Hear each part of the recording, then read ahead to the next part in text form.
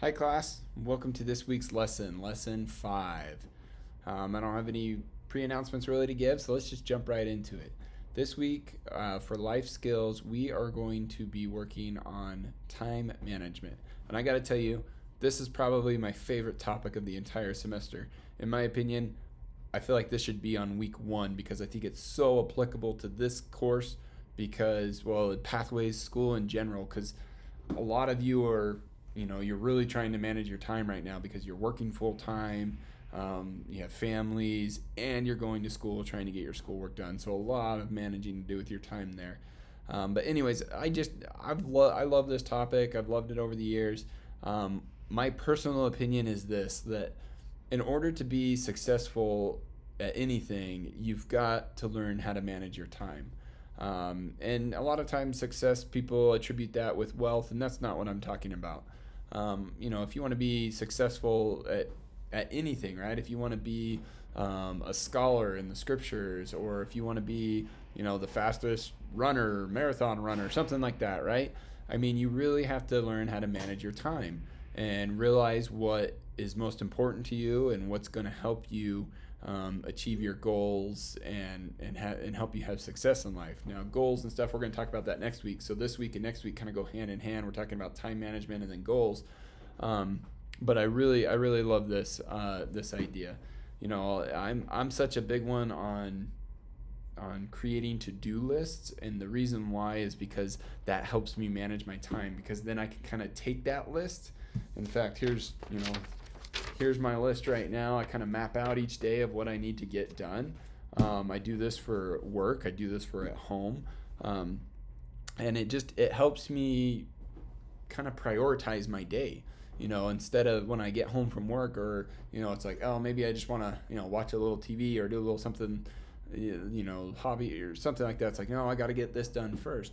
And so it really helps me get things done and helps me manage that time. Now, I'm not saying you can't ever have any downtime, because trust me, I'm a big proponent for downtime as well. I think it's important for your mental state to make sure that you get some time that you relax and have time to yourself and just with your family, obviously. So, but it's all part of time management, and one big thing in time management that I really like is sometimes you got to choose the things that you're just not going to maybe do, right? I mean, it's going to be, you can't do it, and the reality is you can't do everything. So there's always going to have to be something that you cut out maybe to be able to do other things. So I hope you enjoy that section on time management. The next thing that we're going to be working on is our writing, and we're going to be writing our concluding paragraph for our essay that we've been working on these last couple of weeks.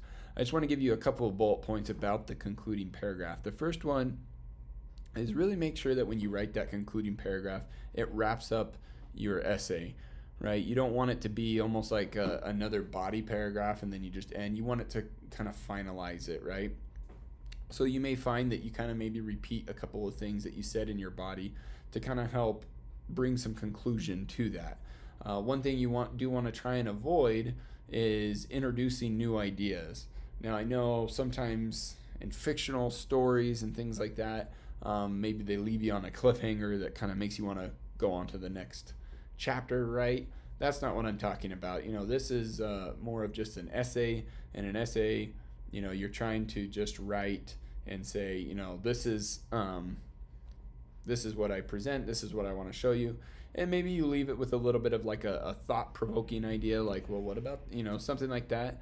But just try not to make it so it's like all of a sudden the way you write it, it's like you're now going to jump into another topic and yet the essay ends type thing. So hopefully I didn't confuse you too much there. So we'll be doing that. That's going to be our application activity for the week, is finishing up that essay. Make sure you get that in on time.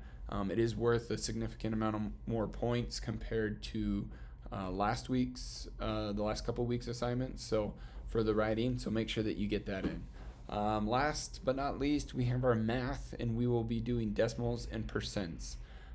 They go hand in hand. A lot of good videos there. We're also going to start using Excel.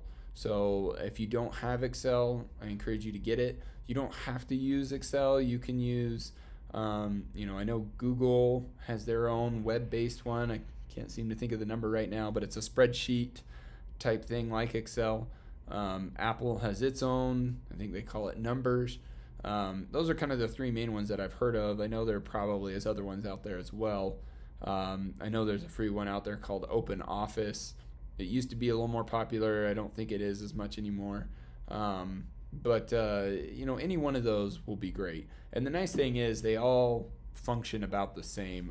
For anything we're going to do in this class, they pretty much are the same. Besides the formatting and how they look are a little different. But how you add and sum things up, and that will be the same. So feel free to use any one of those. You don't necessarily have to get Excel or use Excel. Although as students, you should be able to get Excel for free. So that's what we've got for the math this week. Just a last minute reminder here, I mentioned this last week, is that you should be tracking your expenses as we move forward.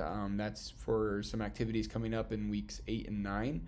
And with that, I know I've gotten a few emails about Brother Dixon, what do I do if I don't have any expenses?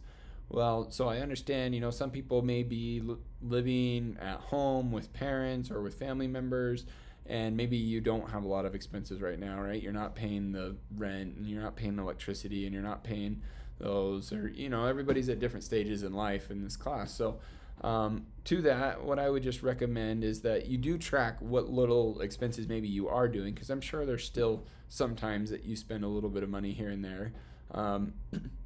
And still track that.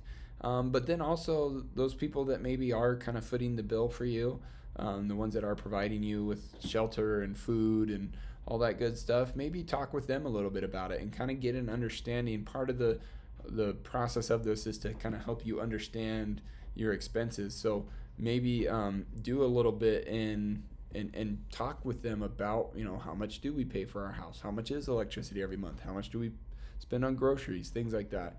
And maybe some people are kind of sensitive to it and don't want to divulge that information, but just, you don't necessarily have to share that in your assignments and stuff. But it'd be good for you just to even understand, because I know it kind of helps you realize, hey, it's not free for me to stay here, right? I mean, I may be not paying anything, but somebody is.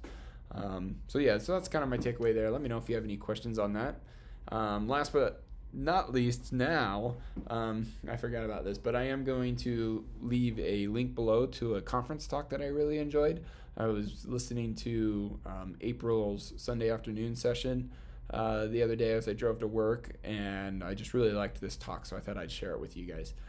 So there's a link to that below, and of course it's nothing to do with this week's material or anything like that. I just really enjoyed it and felt impressed to share it with you guys. So on your own time, feel free to read that talk or to watch the video of it. But other than that, that's all I got for you guys this week.